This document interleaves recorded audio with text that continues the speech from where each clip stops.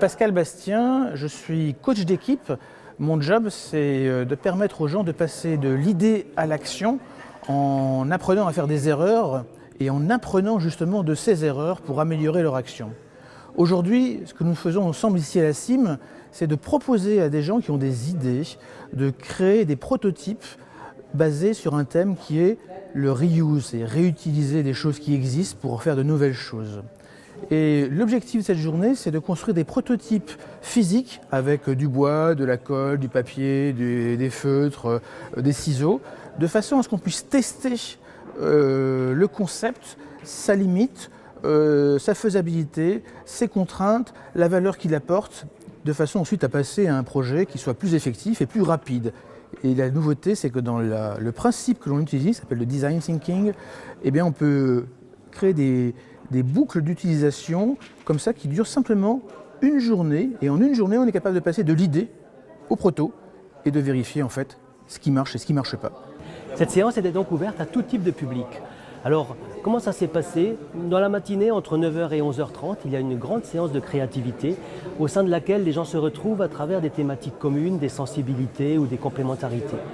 L'idée étant que vers 11h30, les gens ont une idée, enfin du moins des groupes de 5 personnes qui se sont créés, qu'ils aient une idée précise du projet qu'ils veulent mettre en œuvre. Et la petite nouveauté que nous avons introduite grâce à l'entreprise Active Media de Beachville-Ethan, c'est que nous avons fait un webcast. Alors qu'est-ce qu'un webcast?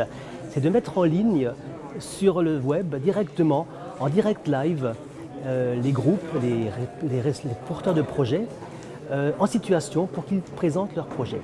Derrière, avec un mur Twitter, des tweetos donnent leur avis sur la faisabilité, sur la recevabilité. En fait, ils jouent le rôle de consommateurs potentiels. Après ce webcast, l'après-midi, on rentre dans une phase plus sérieuse. Disons pas que c'était pas sérieux avant, mais disons dans une phase de prototypage matériel où à l'aide de nombreux produits mis à disposition, du bois, du papier, du polystyrène, les groupes peuvent travailler et présenter leur prototype pour 17h.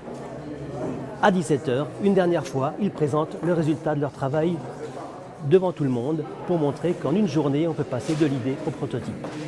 Alors je suis Emmanuel Laurent et j'ai monté Technichtoup, qui est un atelier laboratoire ouvert avec du matériel à disposition.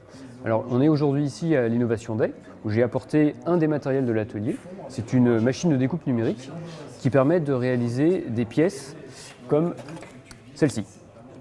Alors l'idée, c'est de commencer par dessiner une pièce. Donc c'est un simple plan qui a été fait à la main avec des dimensions, des cotes. Je vais aller maintenant le dessiner sur un logiciel sur ordinateur. Je vais aller faire un fichier informatique et je vais pouvoir l'envoyer directement à l'ordinateur qui va ensuite piloter cette machine pour aller découper les plaques de bois qui sont disposées ici.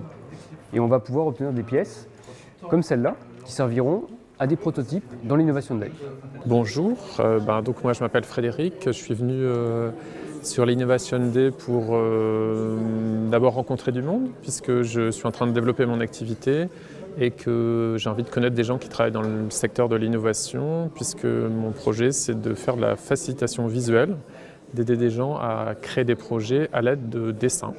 Donc voilà, je viens mettre mes compétences dans un premier temps au service d'un groupe et puis ensuite je viens découvrir des choses que je ne connais pas, notamment tous les systèmes de prototypage par impression 3D, enfin toutes ces nouvelles technologies qui aujourd'hui sortent de mon domaine de compétences. Donc j'ai envie à la fois de donner et puis ensuite de recevoir des choses.